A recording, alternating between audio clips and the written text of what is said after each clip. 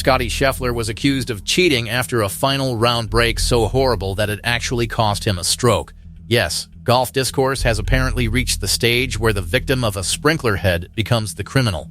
His bunker shot struck metal, raced across the green, and vanished into water during the FedEx St. Jude Championship. Yet moments later, fans were arguing about relief, fairness, and whether the world number one received special treatment. How did one freak bounce create a cheating scandal, and what did the ruling really allow Scheffler to do?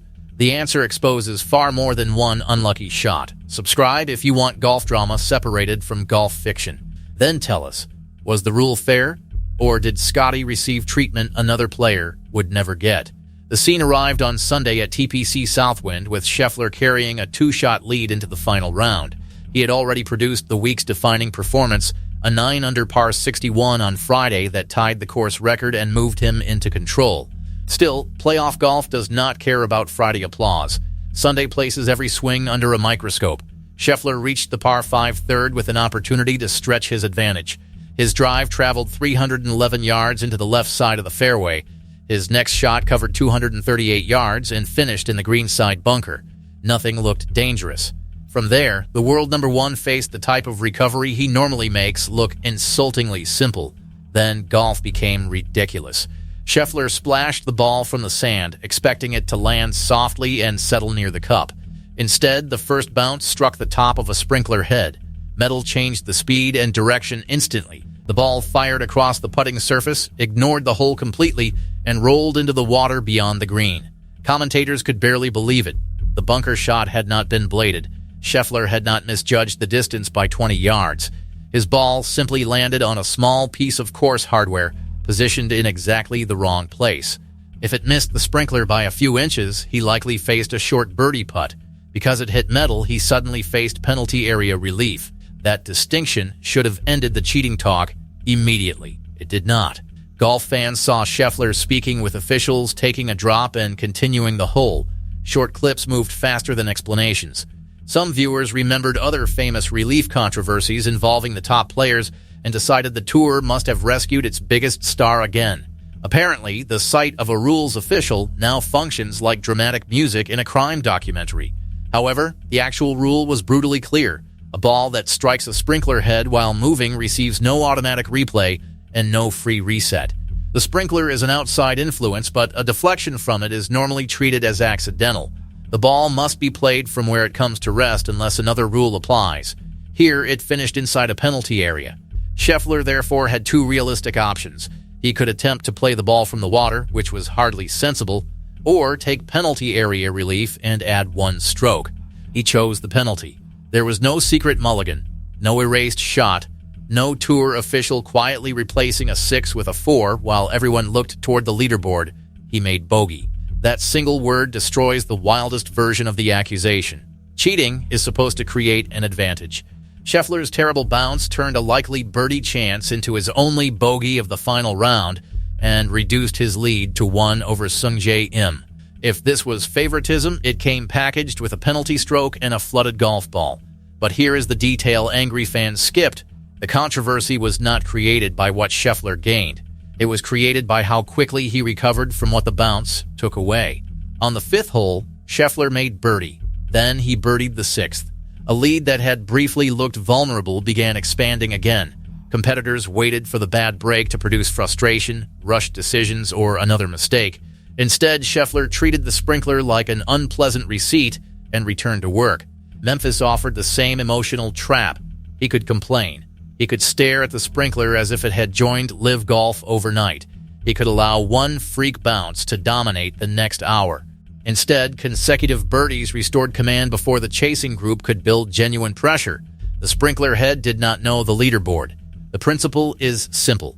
Play the course as it exists and apply the proper rule afterward. That does not always feel fair. Golf has never promised emotional fairness. It promises a common framework for handling unfair results. Scheffler followed that framework. The confusion may have grown because of his controversial relief at the Open Championship 1 month earlier. At Royal Birkdale's 17th hole, Scheffler's ball disappeared near a temporary immovable obstruction. Officials determined it was known or virtually certain that the ball had entered the TO area. Under the local rule, He could take relief using an estimated crossing point without finding the ball. Scheffler then stopped people from continuing the search after learning that finding the ball might force a less favorable relief position. He took the lawful drop, played toward the green, and made birdie. Fans hated the optics. Fellow professional Michael Kim said the relief left him dumbfounded, while other critics argued it violated the spirit of golf even if it followed the written rule. That earlier controversy explains why Memphis produced instant suspicion. Viewers were not reacting only to a sprinkler. They were carrying frustration from Birkdale, where Scheffler benefited from a rule most casual fans had never heard explained. To them, another official conversation looked like the sequel. The two incidents were opposites.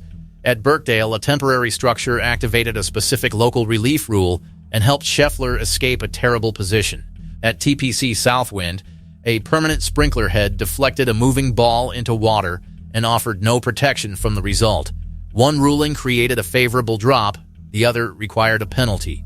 Combining them may produce an entertaining accusation, but it produces terrible rules analysis. Here is where the scandal turns back on the critics. Scheffler did not manipulate an obscure exception in Memphis. He accepted the exact punishment the rule demanded, then beat the field by 8 shots anyway. That margin matters. Scheffler finished at 17 under par after shooting a final round 66. Si-Woo Kim placed second, 8 strokes behind. The victory exceeded the previous TPC Southwind tournament margin record, which had stood at 7 shots since John Cook's win in 1996. One questionable ruling cannot explain 8 shots. Neither can one sprinkler bounce. Scheffler won because he controlled his ball better than everyone else across 4 rounds. He produced the week's lowest burst with Friday's 61, remained steady on Saturday, and matched the best score of Sunday despite oppressive heat, wind, and the only bogey created by that bizarre third-hole sequence. His closing stretch was clinical. Birdies arrived at the 11th, 13th, and 16th. Each one removed more oxygen from the chase. By the time the final holes arrived, the early scare looked less like a turning point and more like a warning to everyone behind him. Even the course needed help slowing Scottie down. That line sounds dramatic, but the numbers support the larger point. This became Scheffler's 21st PGA Tour victory. 10 of those wins have come by 4 strokes or more. Dominant margins are not unusual accidents in his career. They are part of the profile. The win also ended a 203-day drought dating back to the American Express in January. Calling it a drought feels almost insulting to ordinary professionals because Scheffler had collected 10 top 4 finishes during that stretch. Most players would frame that run and hang it above the fireplace. For the world number 1, it became evidence that something was missing. Memphis restored that version of him. The sprinkler incident therefore carried more danger than the final score suggests. When the ball entered the water, Scheffler's lead fell from 2 shots to 1. Sungjae Im had suddenly moved close enough to create pressure. Sam Burns, playing beside his friend in the final group, could see the opening. The tournament had offered the field a free invitation. Nobody accepted it. Burns made double bogey on the same par 5 third. Im could not match Scheffler's next acceleration. Kim eventually secured second, but the gap became enormous. The contenders did not lose because officials protected Scheffler. They lost because he answered misfortune with birdies while their own cards failed to apply pressure. That is the uncomfortable part for fans tired of his dominance. Rules controversy provides a more exciting explanation than superior golf.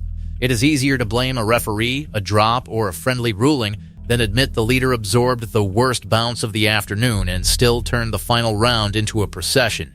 Still, the fan frustration reveals a legitimate issue for professional golf. Relief rules are difficult to understand on television. Officials often appear after the audience has seen only the bad shot. Camera angles hide the exact penalty line, drop area, nearest point, and reference point.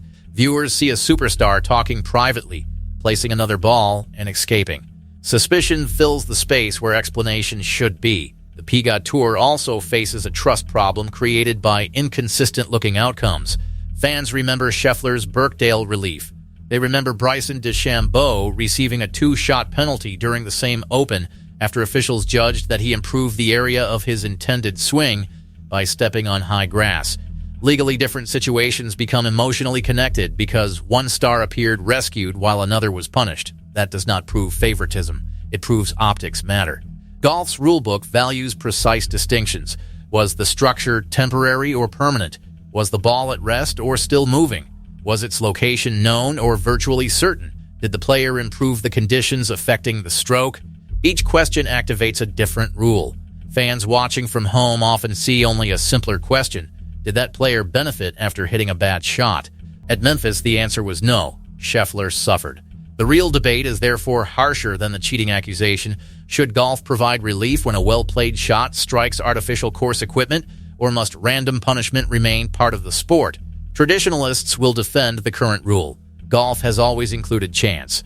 A ball can kick from rough into a fairway or strike a flagstick and race off a green. Replaying every deflection would require officials to judge the quality and likely outcome of shots. That becomes subjective immediately. Was Scheffler's bunker shot definitely settling close, or might it have rolled 15 feet away? Nobody can know with certainty. Others will argue that fixed artificial objects are different from natural bounces. A sprinkler head is installed for course maintenance. It is not a bunker lip, stone, or tree root. When good execution is destroyed by metal infrastructure, perhaps the player deserves to replay the stroke without penalty. That solution sounds fair until strategy enters. Players might begin aiming near artificial objects when a bad result could produce a free replay. Officials would need to determine whether contact was accidental, foreseeable, or strategically invited. Golf would trade one cruel bounce for endless arguments about intent. The existing rule avoids that mess. If a moving ball accidentally hits an outside influence, it is normally played as it lies. If it finishes in a penalty area rules apply. Simple, harsh, consistent. Scheffler did not ask for sympathy after the round. He admitted wondering when these strange breaks would stop happening, then focused on the victory. His message was not that the tour owed him a birdie. It was that he had remained patient enough to prevent one ugly moment from controlling the day. That mental response separates champions from talented players. Technique wins strokes when conditions behave normally. Discipline saves tournaments when they do not. Scheffler's best performance on Sunday may not have been any particular drive or approach. It may have been walking away from the third green without carrying the sprinkler into the fourth tee box mentally. The accusation also collapses under one basic question. What exactly was Scheffler supposed to do differently? Refuse the official procedure? Play from the water to prove his honor? Add an imaginary penalty because strangers online distrusted the conversation? Competitors protect the field by following the rules, not inventing harsher ones for themselves. Critics may dislike how relief rules work. They may question the tour's communication. They may demand changes for sprinkler deflections or temporary structures. Those are reasonable arguments. Calling a player a cheat for using the prescribed procedure is not analysis. It is anger searching for a target. Now consider what happens next. Scheffler enters the remaining FedEx Cup playoffs with another trophy, a stronger points position, and fresh proof that one freak disaster cannot break his concentration. That should concern every rival more than any favorable ruling. A protected champion can be challenged when protection disappears. A champion who survives bad luck and wins by 8 has removed that comfort entirely. The sprinkler did its worst. Scheffler answered with 6 more birdies after the third hole and the lowest Sunday score available among the leaders. His rivals need better putting, cleaner approach play, and the courage to attack when he briefly opens the door. Waiting for random trouble is not a strategy. Memphis proved trouble may arrive, take one stroke, and leave him angrier, sharper, and more dangerous. The FedEx Cup now moves forward with the same uncomfortable hierarchy. Scheffler owns the form, the confidence, and the ability to turn small advantages into runaway margins. One victory does not guarantee the final prize, especially in a playoff structure that can compress seasons into a few decisive rounds. Yet nobody can dismiss what happened at Southwind. A golfer ended a 203-day winless stretch by 8 shots. He did it after a sprinkler transformed a likely birdie into bogey. He did it while the temperature, wind, and chasing field demanded patience. Somehow, the internet still found a way to charge him with receiving help. Scheffler was not rescued from the hazard. He was penalized because of it. The officials did not erase the bounce. The scorecard did not hide the bogey. His lead genuinely fell to 1. Everything that happened afterward came from his own clubs. Fans should keep questioning confusing rules because scrutiny protects competition. However, scrutiny must follow the full sequence, not a cropped clip. In Memphis, the evidence is plain. A sprinkler created the break, the rule created the penalty, and Scheffler created the victory. Drop fair in the comments if the rule was applied correctly. or change it if sprinkler deflections deserve free relief. Subscribe for golf controversies explained without hiding the facts. Scottie received a horrible break, not a secret advantage. Calling that cheating only proves outrage completely missed the grain.